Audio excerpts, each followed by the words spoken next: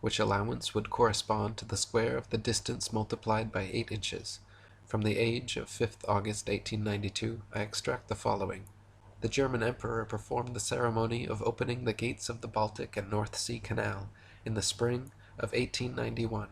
The canal starts at Holtenau on the south side of Kiel Bay and joins the Elbe 15 miles above its mouth. It is 61 miles long, 200 feet wide at the surface, and 85 feet at the bottom, the depth being 28 feet. No locks are required, as the surface of the two seas is level.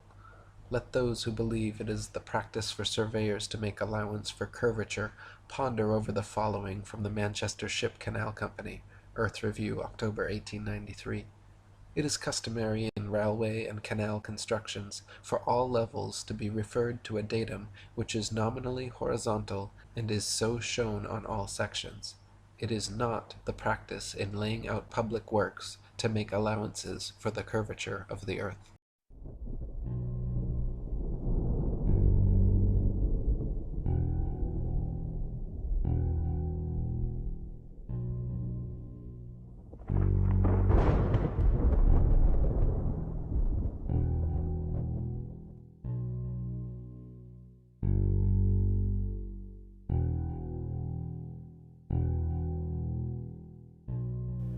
No one is 100% certain about what the flat Earth looks like, but the azimuthal equidistant projection map that is used by the USGS is the flat Earth map. The United Nations, oddly enough, uses the flat Earth map as its logo and divides it into 33 Masonic sections. The Gleason's map is also used as a representation of the flat Earth.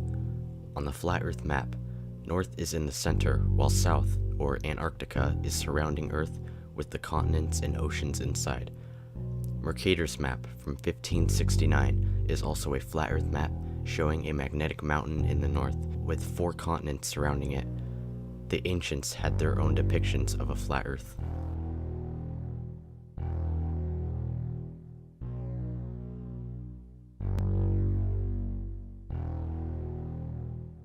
Who's to say there is an edge?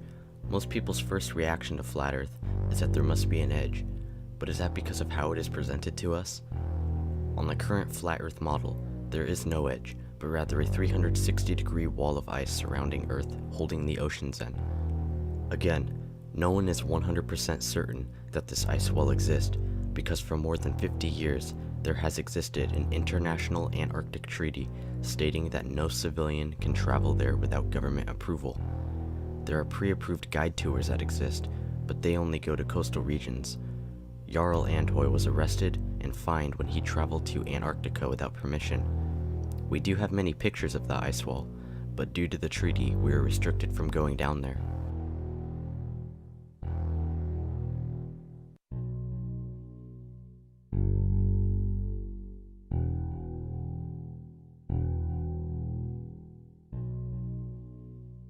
On the flat Earth model, the sun circles over the Earth in a clockwise manner and fades off into the vanishing point of perspective, or the horizon. The sun does not actually sink to the ground, but rather it gets further and further away until the observer can no longer see it.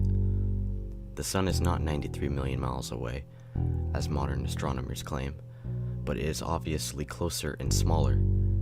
The sun only gives light to about half of the plane, while the other half is night.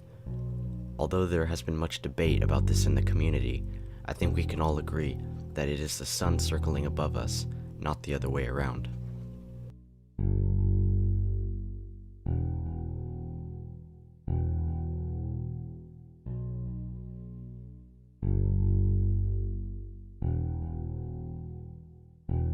Ships do not disappear over the horizon, but rather they disappear into the horizon, with the vanishing point of perspective. The argument of ships going over the curve can be easily debunked by using telescopes, binoculars, and good zoom cameras to bring ships back into view of the observer. No matter how good the zoom is on the camera, ships will never be able to be brought back into view if they went over the curve. This is proof that the ship only appeared to disappear because of vision and perspective, not the curve.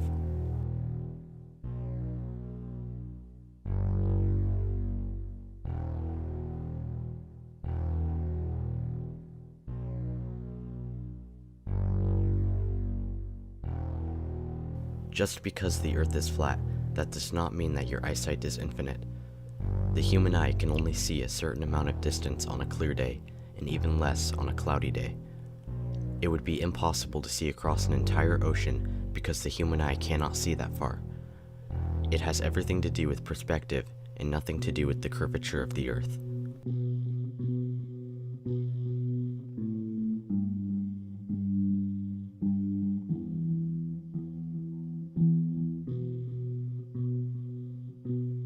On the flat Earth model, circumnavigation simply means traveling east to west. If you go east for long enough, you will end up back where you started, and the same goes for west. Ferdinand Magellan's journey, which was credited as the first circumnavigation of Earth, just circled from east to west around the flat Earth. This doesn't prove that the Earth is flat or spherical because it can work for both models.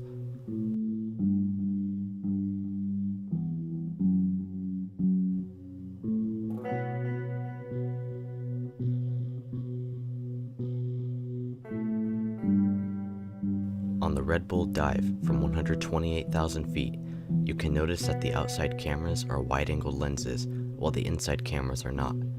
In other words, the outside cameras have added curvature, but the inside cameras show a flat plane through the window. Not only that, but he lifted off from New Mexico, where already the curvature from the cameras started early on, and all we see in the view is New Mexico. Either the whole Earth is New Mexico, or it is a wide-angle lens. Notice how the Earth isn't spinning either.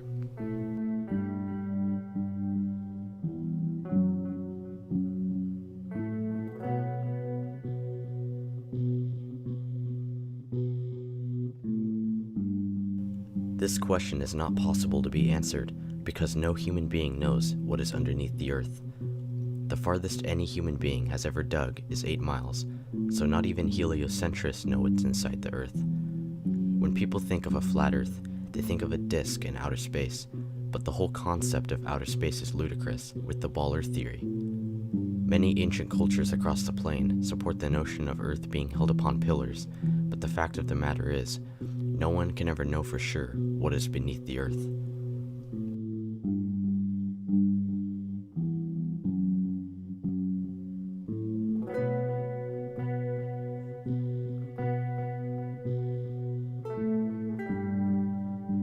No, on the flat Earth model, the Earth is stationary and is motionless. Earth is sitting still beneath our feet, and it is actually the celestial bodies, such as the sun, moon, and stars, that revolve around us. No one has ever, can ever, and will never experience motion from the Earth, which is astonishing because mainstream science says that the Earth is spinning 1,000 miles per hour while hurtling 67,000 miles per hour around the sun, with the solar system shooting 500,000 miles per hour through the Milky Way, while traveling 670 million miles an hour through space. Yet we can feel none of this?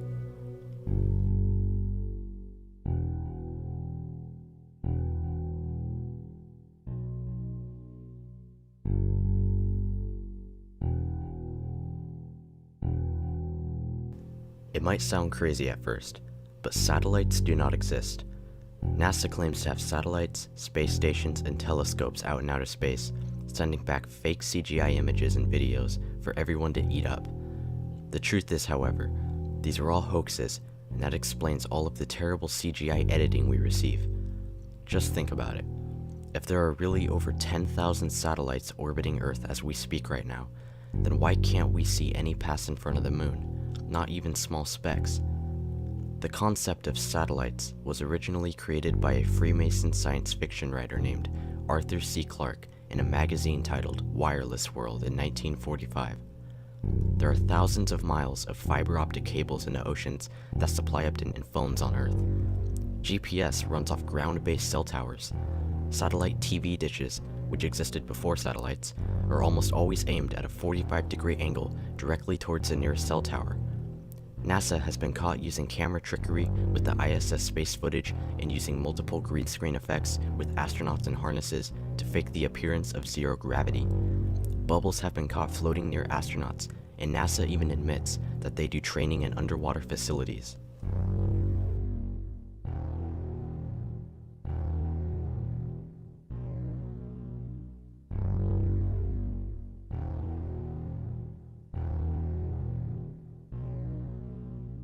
The moon only appears to be upside down because the observer is viewing it from a different angle in the southern part of Earth than the observer in the northern part of Earth. They're simply just seeing it from an opposite angle. Ancients portrayed the moon as rotating across the sky, almost like a wheel, and there are some pictures people have taken of this happening.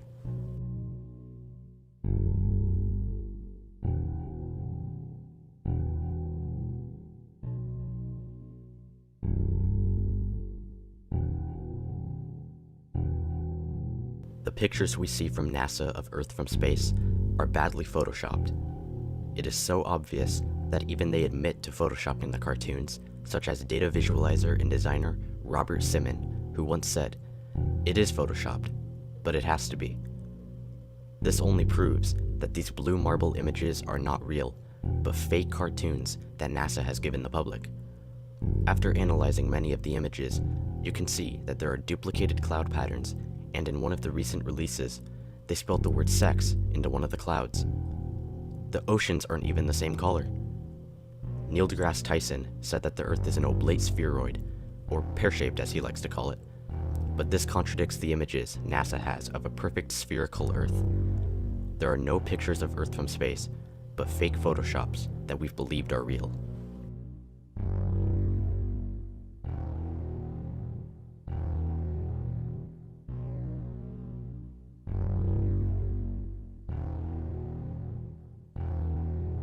The light of the moon is totally different than that of the sun.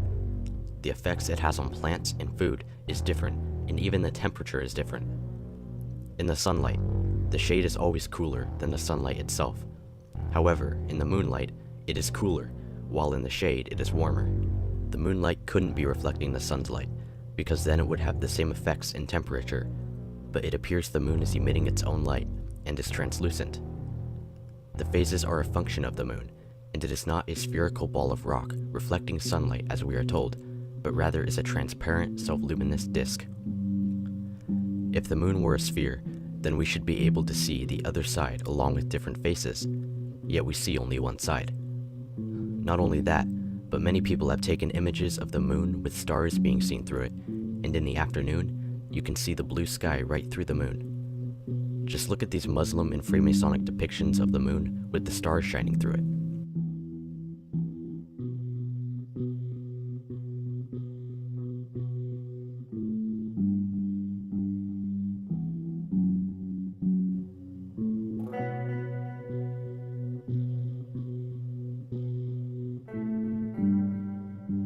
Yes and no. It is obvious that there are lights in the sky revolving above our heads called stars, but the mainstream version of what we believe about outer space is simply not true. The only reason we believe things about outer space is thanks to Hollywood, school science books, and government space agencies. No one knows for sure what those lights in the sky are, but all we do know is that they appear to be moving around us and that we are in the center.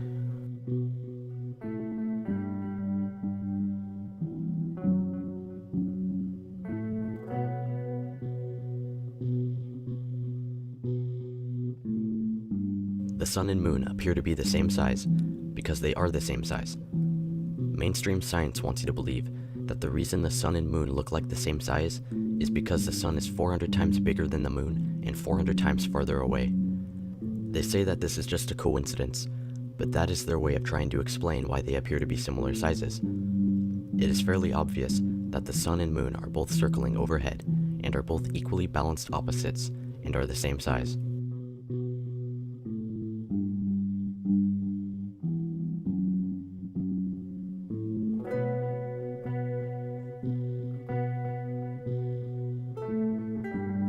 Many skeptics like to use eclipses as proof of a globular Earth because of the round shadow that is cast upon the lunar surface.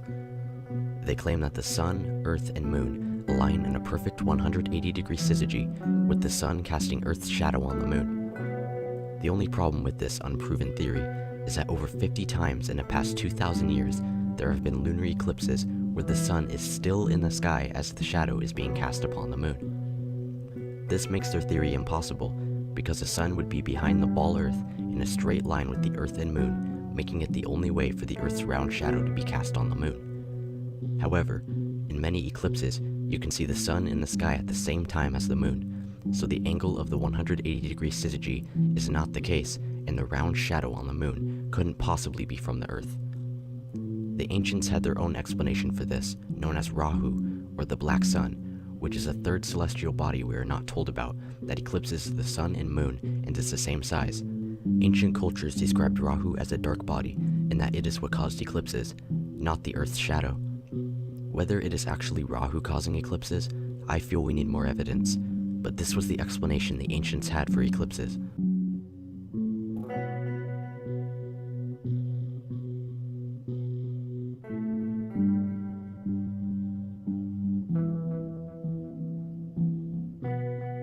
One ball Earth proof is that sinks, drains, and toilets all spin one direction in the northern hemisphere, while in the southern hemisphere, they spin the opposite direction. This is known as the Coriolis effect. However, in the same house, people can observe water draining in different directions. If water spinning in a direction was the primary result of Earth's motion, then water should never be seen spinning in different directions in the same hemisphere, yet this is exactly what occurs. The water will drain based on the shape of the basin or the direction the water is flowing in, but not because of the Earth's shape.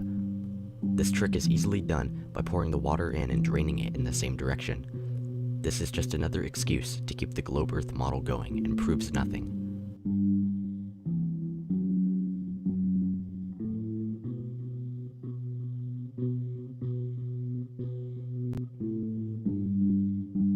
When comparing the amateur pictures and videos of what we know as planets, it is obvious that NASA's pictures of planets are CGI fakes.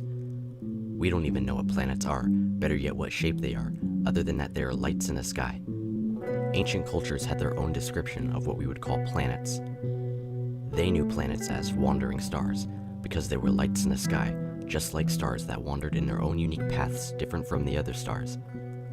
The word planet itself is just the word plane with a T added to the end of it. Planets, or wandering stars, are not what we have been told they are, and using lights in the sky to prove the shape of the Earth beneath your feet is not a valid argument to be made.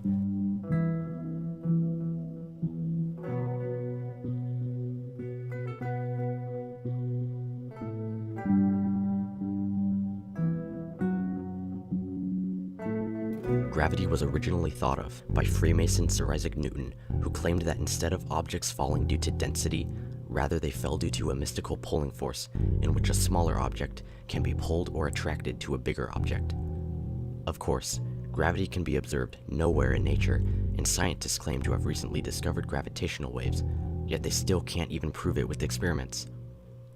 Gravity also seems to be fickle and selective, and not only is it a force that pulls objects to the center of the spinning ball Earth, but it is also a force that allows heavenly bodies such as planets to orbit around bigger bodies. How is it that a force can be strong enough to hold oceans, buildings, and people stuck to the Earth, yet just weak enough to allow bugs, birds, and planes to fly freely in every direction? How is it that gravity can keep the oceans from flying off into space, but weak enough not to sink a sailboat? We are also told that gravity is what allows moons to orbit planets and planets to orbit around stars. Either gravity should cause people to stick to the Earth, or it should cause people to orbit the Earth. It should either allow the moons and planets to crash into the sun, or it should cause planets and moons to orbit the sun.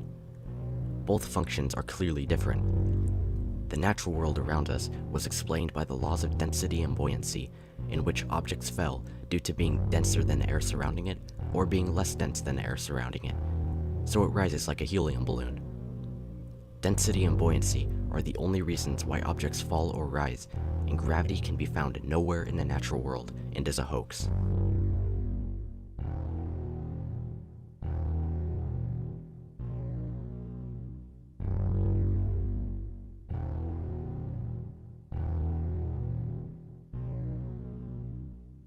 The sun circles over the Earth from tropic to tropic, so when the sun is circling at the Tropic of Cancer closest to the North Pole, or the center of the flat Earth, it is summer in the north and winter in the south.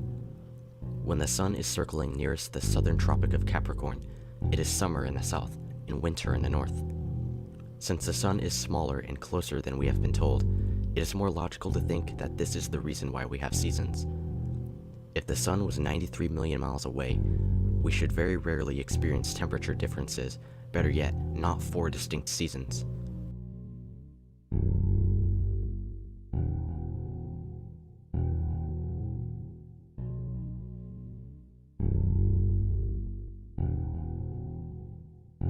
The sun is not 93 million miles away like what we have been told, but rather it is close and circling above us. The sun cannot be observed from every angle at all times on the Earth as it passes by, so time zones are caused by its motion above us. Every 15-degree demarcation point around the circle is 1 hour, giving us different 1-hour time zones 24 times a day.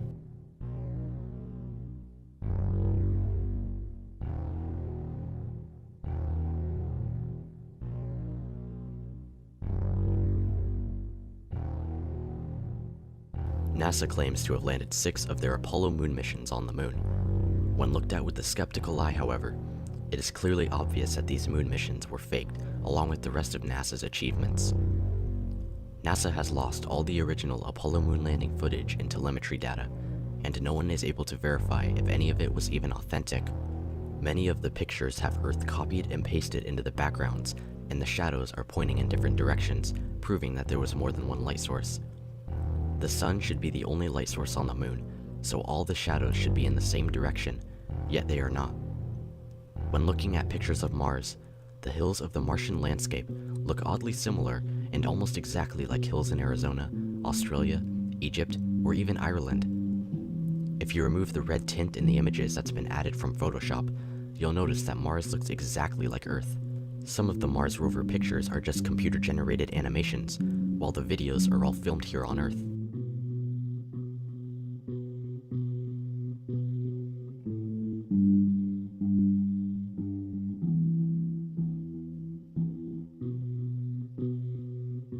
The only time we ever see curvature is from NASA's fake CGI images or fisheye lenses on GoPro cameras. Many who claim to have seen the curve from an airplane window have to consider the curved glass and the fact that the horizon rises to the eye level of the observer. On a ball, the horizon would drop from eye level as the plane rises, but that doesn't happen at all. Instead, the horizon always rises to eye level, which is impossible on a globe and is only consistent with a flat plane. People sometimes see a slight curve from the window and forget that they are looking out at a flat horizon.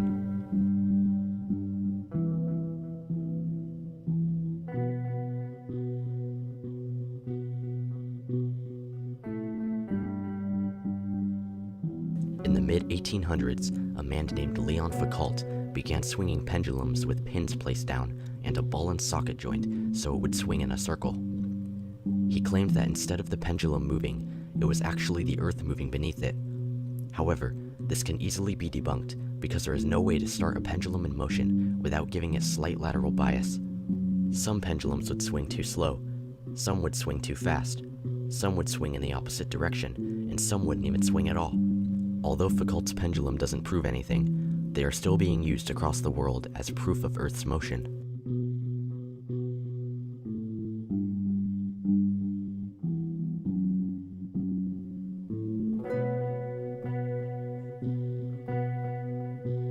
On the flat Earth, north would be at the center of the Earth, and south would be anywhere extending away from north. A compass will always point north, no matter where you are on Earth. The North Pole would be just how the ancient cultures knew it, magnetic north. The ancients called it magnetic north because they believed that towards the center of the flat plane, it acted like a magnet. This is why no matter where on our flat Earth, when you hold a compass, it will always point to north, which appears to act like a magnet, drawing you to that direction. If anything, north and south seems to make more sense on the flat Earth than the ball Earth.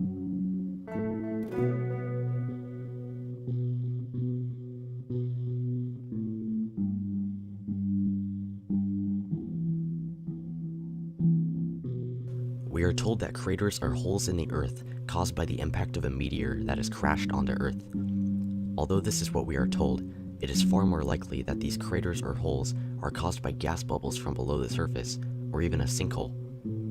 If craters were actually caused by a burning ball of rock from space, leaving that big of a depression, then the rock itself should still be there inside the crater.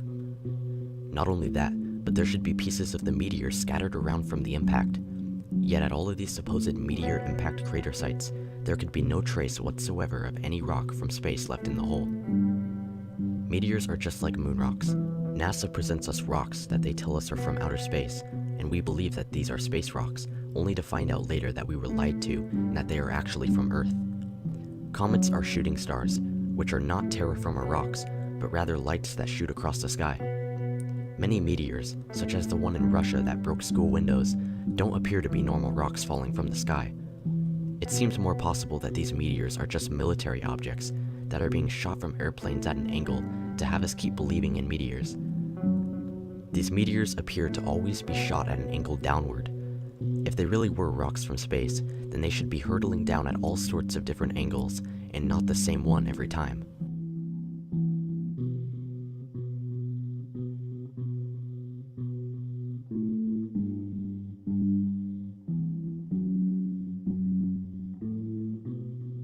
No one is entirely certain if there is a dome or firmament above us. What we do know is that many ancient cultures portrayed a dome above a flat geocentric Earth, and even the Bible speaks of a vaulted dome or firmament. There were military operations conducted in the mid-1950s, such as Operation Fishbowl, where the military shot rockets up in the sky and they exploded as if hitting a dome. Although this is compelling, it is foolish to accept the existence of a dome based off belief without evidence. So for now, the idea and existence of a dome remains unknown.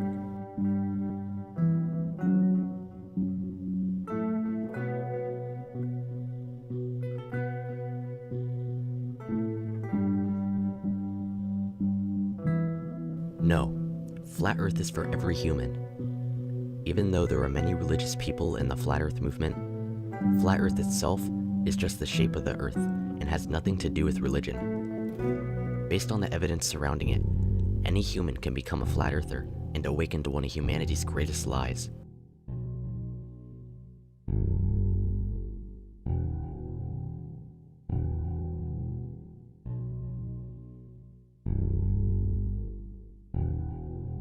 The Bible does give what appears to be a